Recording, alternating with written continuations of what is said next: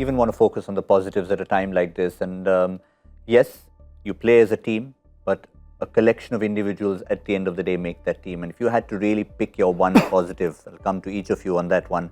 We had lots of them from the form of Virat Kohli, Arshdeep Singh's revelation, Sky obviously hitting it out of the park. If you had to pick on one, your pick for the positive.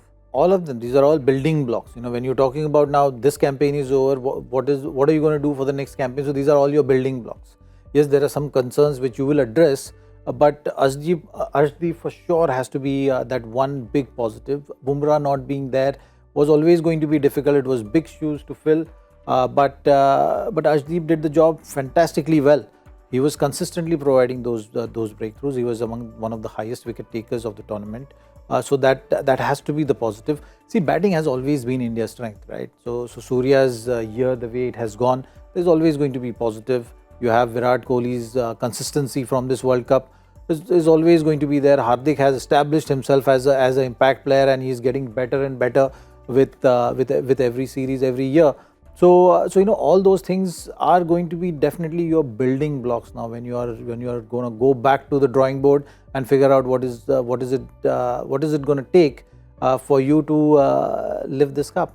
And sometimes even making a change. We know Surya Kumar was doing what he does. Virat was doing what he does. It's just he hadn't done it for a while.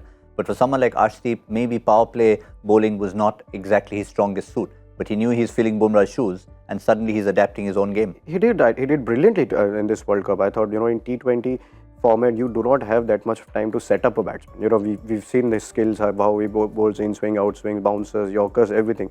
But in T20, you do not have enough time to set up a batsman, right? And he did that brilliantly against Pakistan. To set up batsman, to me, I think it's the biggest strength with a bowler. I mean, Zach knows a thing about it, how to set up a batsman. So, but I thought Arshdeep was probably the biggest positive out of this World Cup, and we've been talking about him even before the World Cup, that he has the quality, he has skills. But in this World Cup, he's put a stamp to it that yes, I'm here, I've arrived, and probably will take India's bowling, could become India's leader of pack of which young bowlers which are coming in. And of course, the return of Virat to form. For so long we were just, not for so long, it's been a few days only, harping on that one stroke of brilliance because it was the high of the emotion of an India-Pakistan game. But if you put that aside and look at his overall contribution from his personal aspect, but of course what it did to the team as well. Well, it rubs off, and once you have done it time and again, the kind of knowledge which he will be providing to all these people which are around, not only just maintaining that consistency at the highest level, but also that how you going to deal with the lows and how you can come out, what are the things to focus on. I think that is the valuable asset which you've added now to Virat's whatever things he's achieved so far in his career.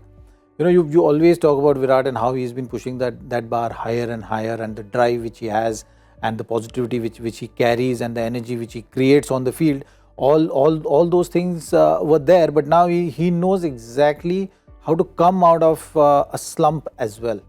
So all the phases which a person, or the things which a person needs to do to get out of a hole is something which Virat has added right now through the last 1 year or so, and putting the kind of performance which is put out during this World Cup. That is going to be an asset which is going to go a long way, because when you're looking at the next generation of Indian cricketers, now all these guys, when you're talking about Rohit, when you're talking about Virat, these guys have been around for over 15 years.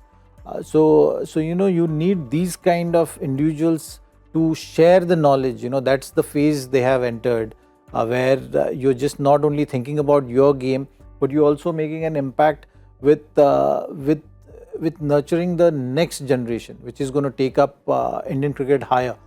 So that's going to be an important role which these guys will have to play, and who better than Virat, who is consistently going out there and doing it day in day out, failing as well, but then finding a way of coming back, and now coming in this World Cup and showing the consistency what he has shown.